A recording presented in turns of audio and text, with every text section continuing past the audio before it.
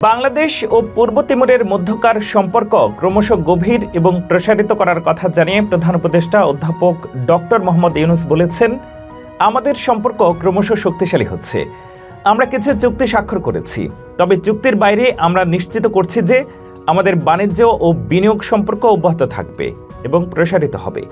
প্রধান উপদেষ্টার এই ঘোষণার পর থেকেই রাজনৈতিক বিশেষজ্ঞদের কাছে সাধারণ মানুষের জিজ্ঞাসা বেড়েছে।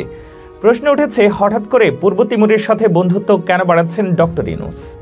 বাংলাদেশের জন্য এখানে ঠিক কি লাভ অপেক্ষা করছে? চলতি মাসে বাংলাদেশ ও পূর্ব তিমুরের মধ্যকার সম্পর্ক ক্রমশ গভীর এবং সম্প্রসারণের প্রত্যয় ব্যক্ত করেছেন প্রধান উপদেষ্টা অধ্যাপক ডক্টর মোহাম্মদ ইউনূস। গত 15 ডিসেম্বর ঢাকায় প্রধান উপদেষ্টার কার্যালয়ে আয়োজিত যৌথ সংবাদ সম্মেলনে অধ্যাপক ইউনূস এসব কথা বলেন।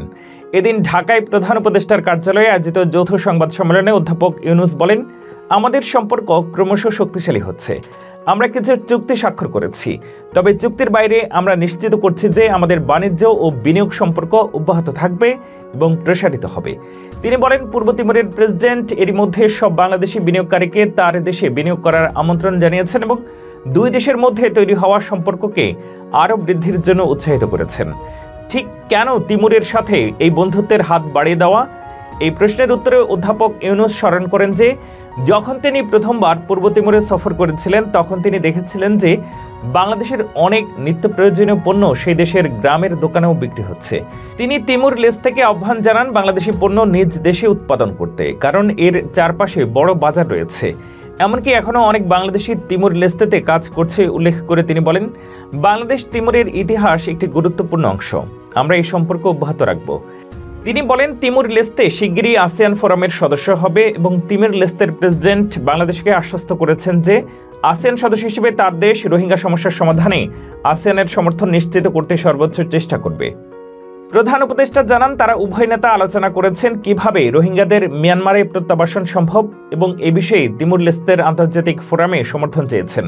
বিজয় দিবস উদযাপন অনুষ্ঠানে যোগ দেওয়ার জন্য তিমুর লেস্তের প্রেসিডেন্ট জোসে রামোস হোর্তাকে বাংলাদেশের জনগণের পক্ষ থেকে ধন্যবাদ জানান ডক্টর ইউনূস।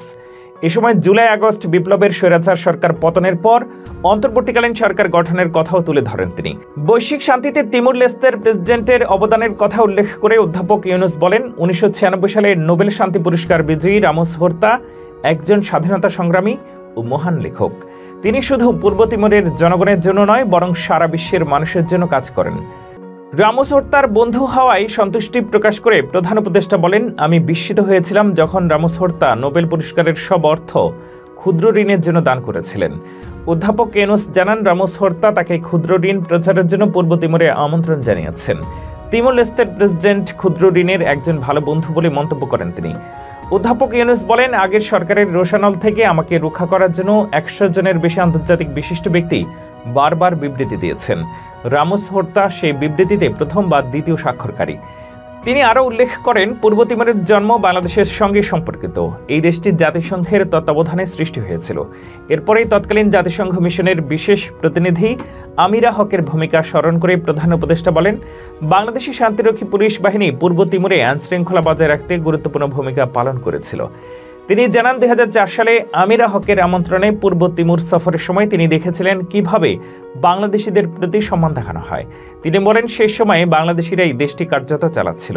তিমুর লেস্তের প্রেসিডেন্ট জোসে রামোস হোর্তা যৌথ সংবাদ সম্মেলনে বক্তব্য দেন। এর আগের দিন শুরুতে রামোস হোর্তা প্রধান উপদেষ্টা অধ্যাপক মোহাম্মদ ইউনূসের সঙ্গে বৈঠক করেন, যা পরে এক প্রতিনিধি পর্যায়ের আলোচনায় রূপ নেয়।